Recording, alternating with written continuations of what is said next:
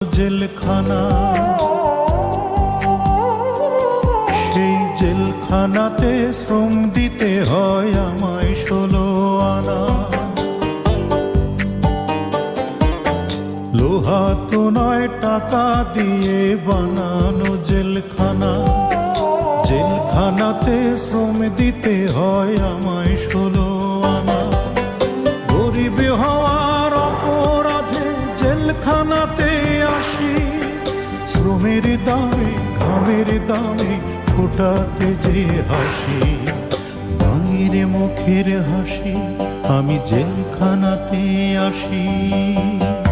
মা গো মা।